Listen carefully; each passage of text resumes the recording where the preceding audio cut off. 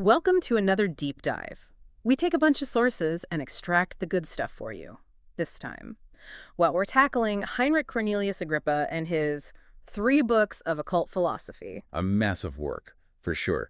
So we've narrowed it down to some really captivating bits.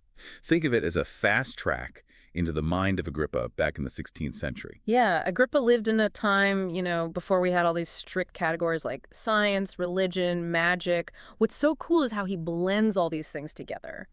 Get ready for some serious aha moments as we uncover some of the unexpected links he makes. Yeah, absolutely.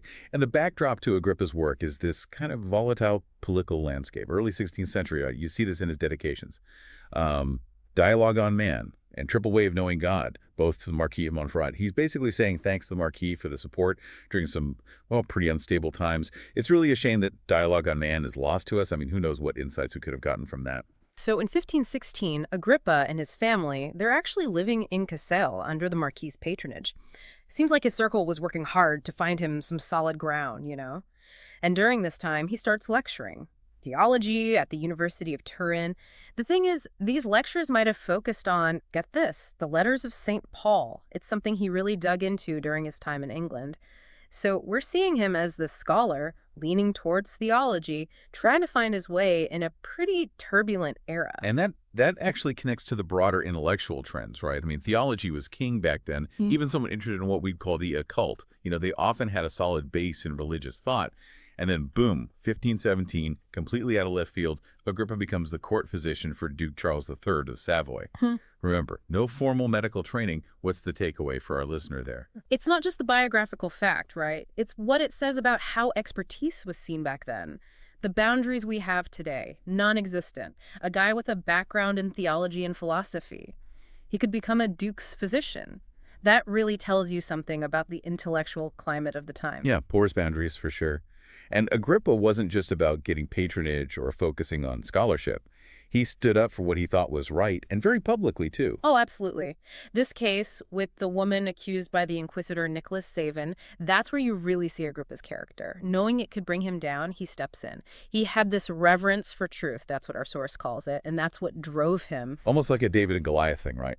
Powerful inquisitor seemingly abusing his authority, and Agrippa says, nope, not on my watch. Our source paints a pretty unflattering picture of Savin, actually. What was the basis of his accusations, anyway? Good question. It gets at the beliefs of that time.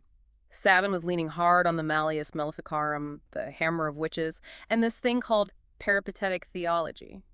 Now, for our listener, that's a branch of thought coming from Aristotle. It had a huge impact on medieval thinking, often looking for natural causes for everything. In this case, they were using it to justify inherited witchcraft. Basically, because the woman's mother was burned as a witch, she must be guilty too.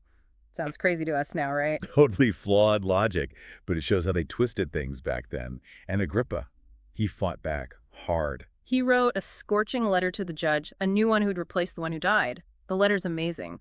Agrippa calls out the accusations. They're false, malicious, against Christian values, and illegal. He even brings up what the old judge, John Leonard, said on his deathbed. He knew the accusations were bogus, too. So Agrippa takes on this powerful figure, but he's not just yelling. He's using legal and ethical arguments. This guy was committed to justice, no doubt. You have to wonder, what was he risking in such a charged environment? Right. This was a time of both public advocacy and intense personal work for him. Even with all that going on, plus his own anxieties, the guy was incredibly productive. It's true. The source tells us he finished The Uncertainty and Vanity of Sciences during all this.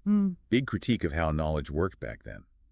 But hold on, he wasn't just writing philosophy.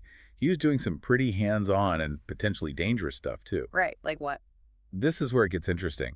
He's deep into philosophy, but also diving into pyromagy, a treatise on war engines. And not just theory, he's building models of these things at home, costing him a fortune. War machines. That's not the image that comes to mind when you think of an occult philosopher. That letter in the source, it's really something. He describes his inventions as useful and deadly. Not your typical theologian philosopher stuff, right? What's the lesson here for our listener? I think it speaks to this Renaissance ideal of the polymath, someone who does it all. Agrippa wasn't just one thing. And on top of all this, personal life's rough. His wife's sick, double tertian fever, and pregnant. Imagine the pressure. But he kept creating. kept fighting for what he believed in. Pretty remarkable. Okay, so we've seen Agrippa as a theologian, a court physician, defender of justice, author, inventor. Let's get into what he's most known for, magic. Specifically, his 3 books of occult philosophy. What were some of the common misconceptions about occult philosophy that he wanted to clear up? One thing he makes clear right away is who his book is actually for. He says it's for those who read without prejudice. He compares them to bees gathering honey. Only those with an open mind, he says, will get something out of it. It's like he's setting a filter, right?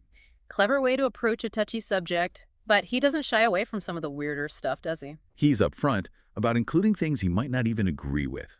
He talks about superfluous things and curious prodigies for ostentation.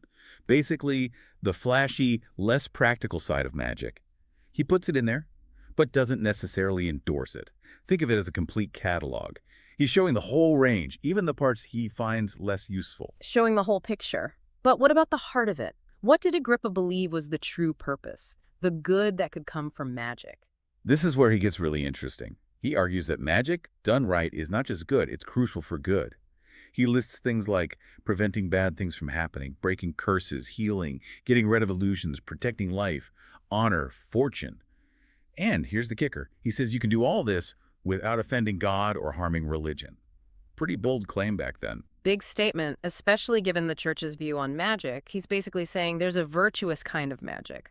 Our outline also has some chapter titles. What do those tell us about how he approached magic? Those titles give you a peek into both the practical and theoretical sides of his thinking, like how our mind can change and bind inferior things to that which it desires, of speech and the virtue of words, of the virtue of proper names. It suggests he's looking at the power of intention, language, naming. Then you've got of the wonderful power of enchantments and of the virtue of writing and of making imprecations and inscriptions, hints at more active magic. Almost like he's trying to figure out the mechanics of how magic works. So from the psychology of intention to the power of symbols. And then there are chapters about numerology, planetary influences. Exactly. That's the cosmological framework. Agrippa believed numbers and the movements of stars were key to how magic worked. And that brings us to what he calls the essential elements for understanding true magic. You got to master these 3 things if you want to understand real magic. First, natural philosophy, knowing the qualities of things and their hidden occult properties. Second, mathematics and astrology, the stars, how they're arranged, because he believed they control the sublime virtue and property of everything. And third, theology, dealing with immaterial things, spirits, because they, he believed, dispense and minister all things. And he's adamant you can't just rely on one of these. It's the combination that makes magic work. Holistic system. The physical, the celestial, and the spiritual, all linked. He's particularly interested in the elements, water and air especially, which is a bit surprising, right? Most occult traditions focus on fire and earth. Agrippa argues that water and air are just as powerful as the other elements in doing amazing things.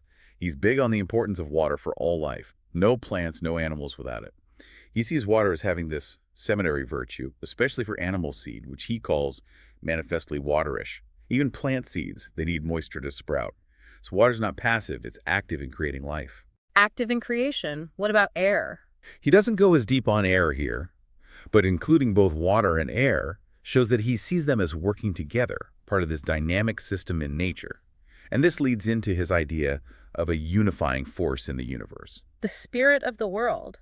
Sounds pretty central to his whole view of things. It is. He describes this spirit as this in-between thing, a medium, that connects the souls and the stars to physical bodies. Is how the amazing stuff gets passed down. And get this, he compares it to the human spirit, connecting our soul to our body, like a universal life force, bridging the gap between heaven and earth. Universal life force. How does it actually work according to him? He says the virtue of the soul of the world is spread everywhere through the quintessence. Now, for our listener, think of quintessence as like a 5th element, a more refined spiritual essence that fills everything, and it carries the spirit of the world. He says nothing in the entire world is completely without it, not even a tiny spark. And how do you tap into it? How do you influence it? Agrippa says it comes mainly through the rays of the stars. How much something can absorb depends on how well it aligns with these influences. It's through this spirit, he says, that occult properties get passed down from the sun, moon, planets, stars, into everything here, plants, stones, metals, animals. So it's top-down. The heavens actively shaping the earth through this spirit of the world. Top-down influence. So then how do we even begin to understand these hidden properties? Agrippa is very clear about this. These occult properties aren't just from the element itself, they're infused from above through this spirit of the world and the starlight. And he says they're hidden from us. We can barely grasp them with our minds. So to understand them, experience and conjecture, he says. Observation and educated guesses. Observation and educated guesses. And this is where he brings in the concept of similitude, like attracts like.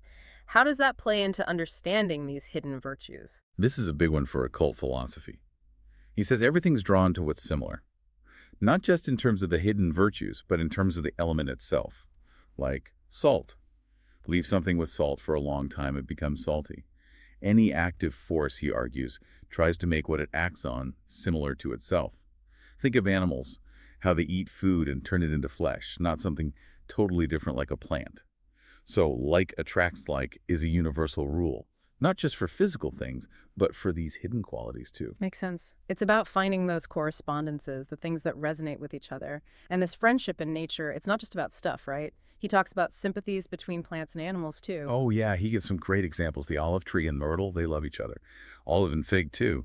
Among animals, blackbird and thrush, crow and heron, peacocks and pigeons, even turtles and parrots. He even quotes Sappho about the unlikely pairings you find in nature. It's a different way of looking at the natural world, seeing these hidden relationships everywhere. Some pretty specific, almost poetic pairings. And then there's the whale and the pilot fish. The whale and its little guide, a classic example of symbiosis, seen through this lens of natural friendship. Then he goes into some, let's say, more imaginative beliefs. Mares in Cappadocia getting pregnant from the wind, cats loving catnip so much they can get pregnant just by rubbing on it, blurs the lines between observation, folklore, and maybe a little bit of wishful thinking. Observation, folklore, all mixed up. And then there's the passion flower, loved by frogs and poisonous creatures, but deadly if you eat it. Exactly. Attraction and repulsion. He applies this to the elements too.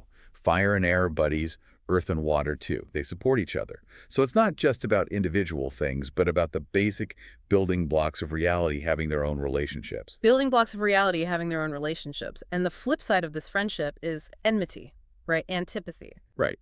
Agrippa gives tons of examples where things naturally repel each other. He lists rhubarb against color, treacle against poison, sapphire against hot biles, fevers, eye problems. Amethyst, he says, works against drunkenness, jasper against bloody flux and bad thoughts. It's almost like a natural pharmacy. He gives a pretty long list of these. What's the idea behind it all for Agrippa? It goes back to this idea of opposites. Yeah. Just like attracts like, he believed opposites repel. Something with a cooling virtue would work against something hot and so on. He lists emerald and Agnus castus against lust, acates against poison, peony against epilepsy, coral against black bile and stomach pains, topaz against spiritual heat, excesses of love, all kinds of things. He even talks about southern wood, didn't he, quoting Virgil about it, drawing out darts, garden artichoke, how Pliny said stags eat it to counter poison. The doctrine of signatures, right. The idea that a plant's appearance tells you what it's good for. Though he seems more focused on these repulsions. It's a fascinating window into how they thought about medicine and the natural world before modern science. And then he gets into some really curious animal-based remedies. Yeah, this part's full of folklore. Practices that seem pretty strange now. Frog eyes, bind them to a sick person before sunrise, then let the frog go blind in the water, supposed to cure tertian ague. Nightingale flesh and a hart skin to prevent sleeplessness. Ray of the forkfish on the navel for easier childbirth. Serpent's right eye for watery eyes, but you got to let the serpent live. Eye of the Myris fish for inflammation, and the belief that the fish's eye grows back if you let it go. Musk and myrrh and perfumes, how powerful they are. It's all about sympathetic magic, the idea that affects, a part can represent the whole. The conditions like releasing the animal, it adds a ritual element too. And then he links these remedies to astrology, with the ribwort root example. He talks about how good ribwort root is for headaches, tying it to Aries, the ram, ruled by Mars, which rules the head. Then he connects it to Scorpio and problems with man's stones and boils, drawing a link between the plant and these celestial and bodily associations. Astrology, anatomy, herbalism, all blended together. Blended together. And he even mentions how the folklore around everyday herbs like basil and parsley can be contradictory. He talks about how Chrysippus, he really hated basil and parsley, said they were bad for the stomach, urination, eyesight, even caused madness and liver problems. But then Agrippa says later people defended them, said, goats eat basil, you can use it with wine and vinegar for scorpion stings. So even back then, dietary advice was, well, all over the place. Makes you wonder who decided basil was both good and bad for you. Facts were definitely up for debate. He also talks about animal symbolism. Yeah, like depicting lions and torches to show a man who stays calm even when angry, because lions are supposedly most afraid of fire. Or a wolf and a stone for someone afraid of the unexpected, because wolves, they say, only fear stones, and maggots supposedly breed from the bruise when a stone hits a wolf. All these vivid associations based on how they thought animals behaved. So let's shift from animals and plants to the stars. Agrippa talks about the moon's power. What does he believe falls under its domain? He gives the moon a lot of influence, especially over earth and water. The sea, rivers, moisture, and living things, especially anything white, like egg whites, fat, sweat, phlegm. He also links it to certain tastes, salt and, well, blandness. The metal silver, stones that are white or green, crystal, silver marcasite, selenites, which are also called lunary, pearls, beryl. The selenites are a perfect fit. They glow like the moon and change appearance. It's all about fluidity, whiteness, cycles, a map of correspondences between the heavens and the earth. A map of correspondences, and then there's Venus. For Venus, he lists air and water as elements, phlegm, blood, spirit, and seed as humors, tastes that are sweet, rich, delightful. Metals are silver, yellow, and red brass. And stones, oh boy, beryl, chrysolite, emerald, sapphire, green jasper, carniola, atites, Lezel stone, coral, and basically any stone that's beautiful, multicolored white or green. Beauty, pleasure, creation. Venus is all about love, beauty, fertility. Love, beauty, fertility. He even gets into specific constellations and their associated stones and plants, weaving this intricate web of connections. Yep, Althea with topaz, rosemary, trifoil, and ivy. The heart of the scorpion with sardonyx, amethyst, long aristology, saffron. The falling vulture with chrysolite, succory, fumitory. The tail of Capricorn with chalcedon, marjoram, mugwort, nip, mandrake root. It shows how detailed this system was, connecting the smallest herb to the vast cosmos. Some of the beliefs about bodily fluids, especially menstrual blood and hippomanes, are pretty intense and reflect some deep-seated cultural ideas. Yeah, this is where it gets a little uncomfortable. Menstrual blood, they thought it could make crossbows useless, make serpents breed from hair under dung, and repel serpents with its smell, even poisonous to other poisonous creatures. It shows you the anxieties and superstitions they had about female biology. Anxieties and superstitions. What about hippomanes? Two kinds, he says. One's this little piece of black flesh on a newborn colt's forehead, poisonous. If the mare doesn't eat it right away, she rejects the foal. But they also believe it can make someone fall in love with you if you ground it up and gave it to them with their own blood. The other hippomanes is a fluid a mare releases when she's in heat. Virgil mentions it too. Reproduction, life, death. They saw magic in all of it. Magic in all of it. He also talks about colors and how they relate to the planets. Colors are like light, he says, aligning things with the stars they agree with. He gives a breakdown for each planet. Saturn is black, lucid, earthy, leaden brown. Jupiter is sapphire, airy colors, always green, clear, purple, darkish, golden, mixed with silver. Mars is red, burning, fiery, flaming, violet, purple, bloody, iron colors. The sun is golden, saffron, purple, bright. Color wasn't just something you saw, it was a fundamental connection to the stars. Fundamental connection to the stars. Agrippa also goes into divination, predicting the future, including using animal behavior. He describes how different animals meant different things. Raven, agreement and peace. Kite, victory and wealth. Wolf, trouble and evil. Fox, deceit and robbery. Nature was speaking to them. Nature was speaking. What about specific birds? Smaller birds, yeah. The pie, talkative, meant guests were coming. The albanellus, a kind of hawk, flying left to right was good, meant happiness. The opposite meant bad luck. Screech owls and horn owls, usually bad luck, death. But sometimes, because they're nocturnal, it meant diligence, being watchful. He talks about the owl on Hiero's spear, sign of watchfulness, and how Dido felt sorry for Aeneas when she saw an owl, from Virgil.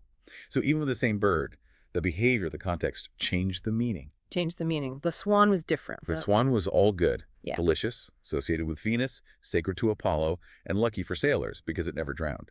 Agrippa quotes Ovid about the swan's good omens. Then there are birds that predict things with their voice, like the crow, pie, daw, he quotes Virgil again, and birds that predict things by their flight, buzzards, eagles, vultures, cranes, swans. It all depended on how fast they were flying, which direction, how many there were. Cranes flying fast meant a storm, slow meant good weather. Two eagles together, bad, because the number 2 means confusion.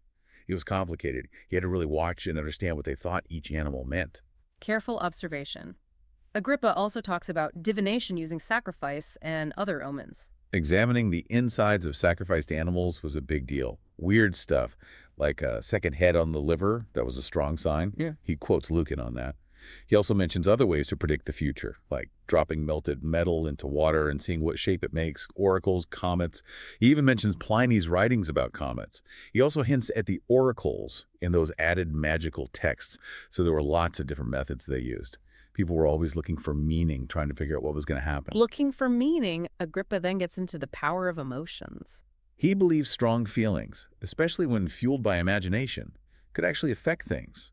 Not just your own body, but other people too. He uses the story of Jacob and his speckled rods influencing the color of Laban's sheep, and the idea that peacocks mating can change the color of their chicks' wings. Thought influencing reality. Thought influencing reality. He also talks about the dark side of this, especially with witchcraft. Right, he talks about this belief that witches could harm people just by staring at them.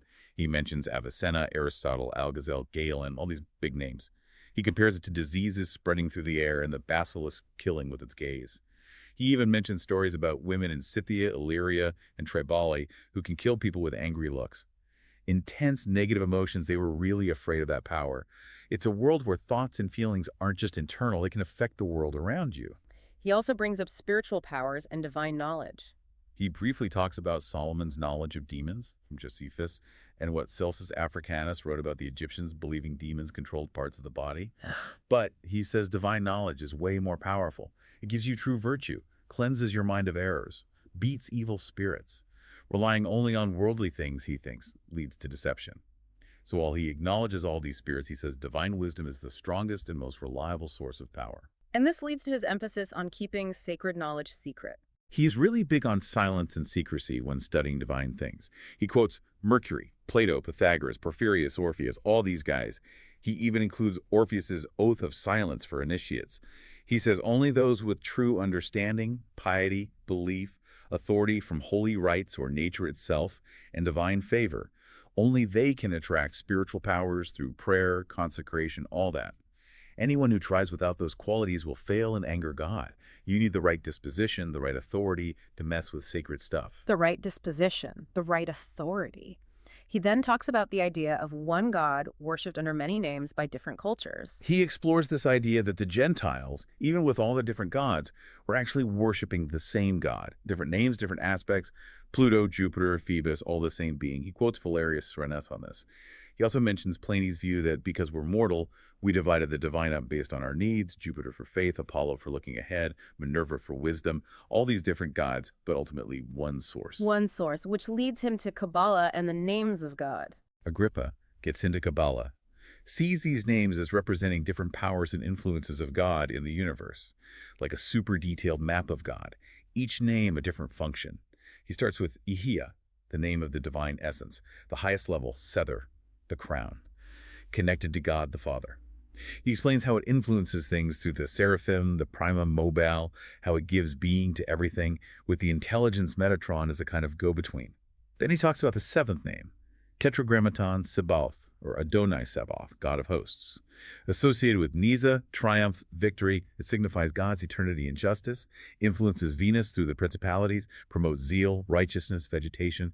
The intelligences Haniel and Serviel are connected to it. It's deep Kabbalah, with all these names and their powers. Kabbalah and its powers, and he explains how you can actually derive these names. He talks about taking letters from the ends of words, like Amen. Transposing letters, like with Tetragrammaton. Using one letter to represent a whole word, taking letters from different spots within words. He even mentions more complex methods, like getting the 72 names of God from 3 verses in Exodus, reading it back and forth. The letters themselves, the combinations, they all had mystical meaning. Language, numbers, and the divine, all linked. All linked. Agrippa goes back to the idea of celestial souls and their governance. He reminds us that the heavens and stars, they're divine, intelligent beings, part of the divine mind. He mentions Plato here. And they have all these angels, intelligences, that control and serve them. He emphasizes Plato's belief that these celestial souls aren't trapped like ours. They can be wherever they want. They see God, and they easily control their bodies and everything below them. He even brings up Origen's idea that stars might be alive because God gives them commands. Divine intelligence all the way down, and this leads to a more detailed explanation of angels. Agrippa outlines the three hierarchies of angels: seraphim, cherubim, and thrones, the closest to God. Then you have dominations, virtues, and powers, the worldly angels that govern the world. And lastly, principalities, archangels, and angels who serve the lower things. He explains what the second hierarchy does: commanding, dealing with the heavens and miracles, making sure divine law is followed. Then he describes the third hierarchy, especially the principalities. They take care of public stuff: princes, judges, regions, kingdoms. He mentions Daniel and Jesus, the son of Sirach, talking about a ruling angel for each nation, and alludes to Moses in Deuteronomy. It's like a celestial government, with different angels responsible for different parts of creation and human affairs. A celestial government. And what about evil spirits? He says they inherently hate God and humanity, which was the common belief. But he also says God has assigned good spirits to guard us and keep the bad ones in check. He uses the example of Raphael binding Asmodeus in the book of Tobit.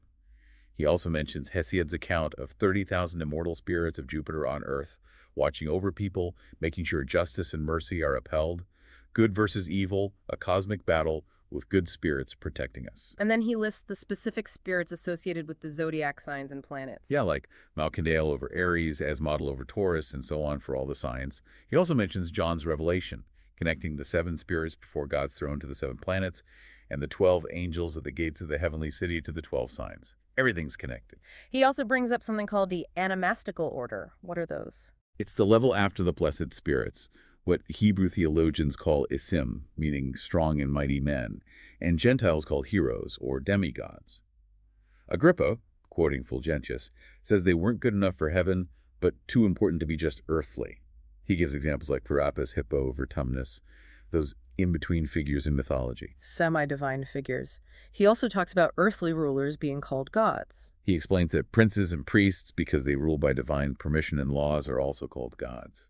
He mentions what God said to Moses: I have made thee a god to Pharaoh, and the commandments against speaking badly of gods, and Psalms where it says God stands in the council of gods and declares, ye are all gods.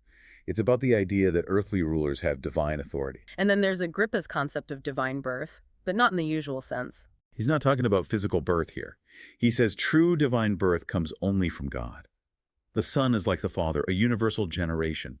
It happens through the Word, formed by the mind, and received into the right kind of soul, like a seed in fertile ground. But, he says, not everyone receives the Word in the same way, and these are some of the most secret things in nature. It's about spiritual transformation, becoming like God. Spiritual transformation. He defines the soul in very high terms, too. He calls it a divine light made in God's image, a seal carrying the eternal Word, a piece of God present everywhere, created by His Spirit, not by matter. It's a very Neoplatonic idea.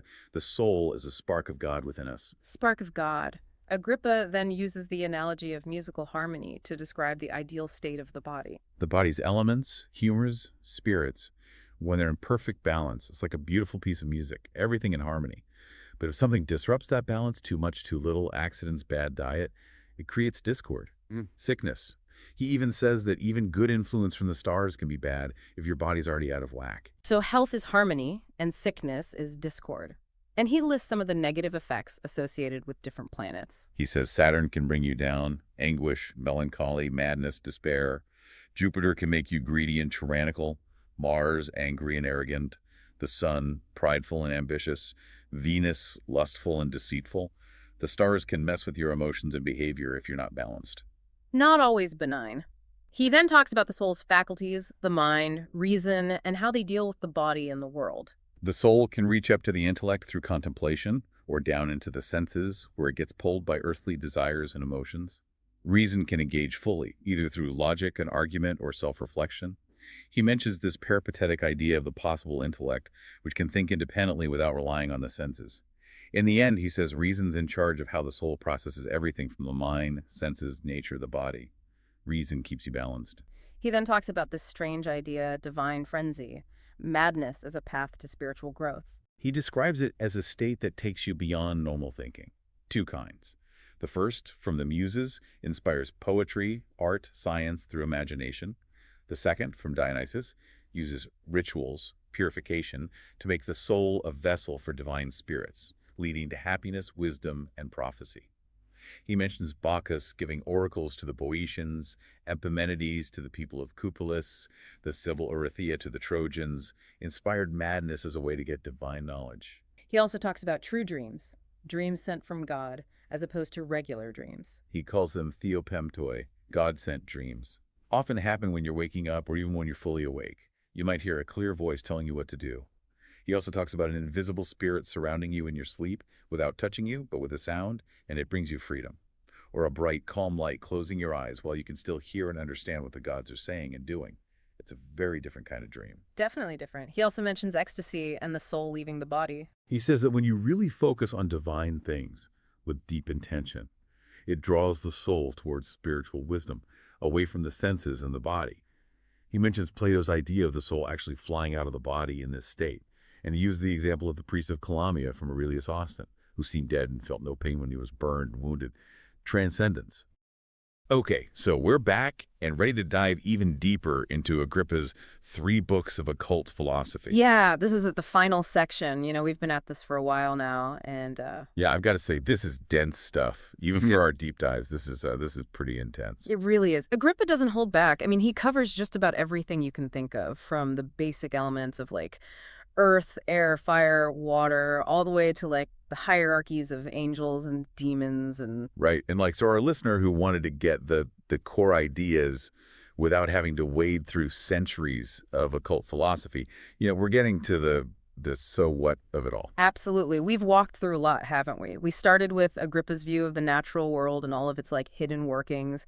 Then we moved into the influence of the celestial realm, like how the stars and planets supposedly affect us down here on Earth. And then things got really interesting. We got into the more quote unquote magical parts, the power of words, symbols, even the idea of harnessing energy from the scores.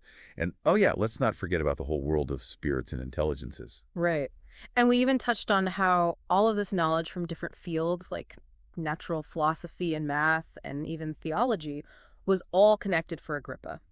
It's amazing how much ground he covers. And I think for someone today, it's whoa, where do you even start? Yeah, it can feel overwhelming, especially when you're used to focusing on one specific area of study like we tend to do these days. Exactly. So, as we're wrapping up this deep dive, let's try to pull out some of those key takeaways. What are the big ideas here? What did Agrippa really want us to understand? And, why should any of this matter to us today? I think a good place to start is with Agrippa's insistence that to understand what he calls occult philosophy, you need a solid foundation in other areas of knowledge. He's not just talking about spells and rituals, he's emphasizing the importance of natural philosophy, mathematics, and even theology. That's fascinating. So it's not like he's saying just go out and start messing with magic. He's saying, hey, first you need to understand how the world works. You need to understand math and the movement of the stars and the nature of the divine, all these things that might not seem directly related to magic at first glance. Right. It's almost like he's saying that magic is like the top of a pyramid. But to get there, you need a solid foundation built from all these other disciplines, natural philosophy, math, theology. It's all connected for him. It's like he's building this huge system of knowledge. And for Agrippa, magic is a part of that system, but not the whole thing. And, for our listener, think about that for a second. How often do we get so focused on one narrow area of study that we forget to look at the bigger picture? It's a great point, and I think Agrippa's perspective really challenges us to think about the interconnectedness of knowledge.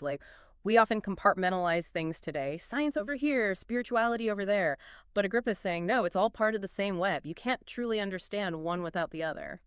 Yeah. It makes me wonder if we're missing out on some deeper understanding by separating these areas so rigidly. Definitely. It's like he's saying to really get it, you need to understand the physical world, the mathematical order of the cosmos, and the divine. All of these things work together. Exactly. And, as we're wrapping this up, one thing that really stands out for me in Agrippa's work is this idea that the deeper truths are often hidden. He talks about the secrets of this science being veiled in obscure language and symbols. Oh, absolutely. He even suggests that this obscurity, this hiddenness, it's not accidental. Like, it's a way to protect this knowledge from those who might misuse it, or maybe even from those who aren't ready for it. It's fascinating. It is. It makes you think, right? Like, is it a test? Is it meant to weed people out? Or maybe to make sure that the people who do access this knowledge have put in the effort and really understand the weight of it? It's pretty deep. Really deep. And, it goes back to what we were talking about earlier about that desire for aha moments, Mhm. like that quick and easy understanding. Agrippa's work suggests that maybe those moments aren't so easy to come by. Like, you have to really wrestle with these ideas, connect them to other things, maybe even admit that you don't know everything, intellectual humility and all that. It's not just about being smart, right? It's about being willing to learn and to grapple with difficult concepts, to admit that you might be wrong. It's a journey. Right. And that journey can be challenging, but it can also be incredibly rewarding. And Agrippa seems to suggest that the rewards are worth the effort. And then there's this whole other layer to it, too. Like, Agrippa talks a lot about the responsibility that comes with this knowledge. He emphasizes that it can be used for both good and evil. Mhm. Healing, protection, even just making life better, but also for destruction and selfish gain. Mhm. Like, it's a double-edged sword. Absolutely. That ethical dimension is so important. Even if we're just looking at Agrippa's work from an intellectual standpoint, we can't ignore the potential consequences of this knowledge. It makes you think about the impact of everything we learn, not just in the realm of occult philosophy, but in every area of our lives. It's a lot to take in. Agrippa's 3 books of occult philosophy is a truly massive undertaking. But I hope this deep dive has given our listeners a better understanding of the core ideas without feeling completely overwhelmed. Like, we've tried to hit those key points that might make you see the world a little differently. Yeah. We've seen how Agrippa brings together his understanding of the natural world, the cosmos, and the spiritual realm, and how he emphasizes the interconnectedness of it all. And as you continue exploring these ideas on your own, remember that question Agrippa poses. Is the deeper truth often hidden, waiting to be discovered? And if so, what's your role in uncovering it? How far are you willing to go? How curious are you? How much effort are you willing to put in? It's a question that stays with me. It makes me think about what it truly means to learn and to understand. And on that note, until next time, keep seeking and keep questioning.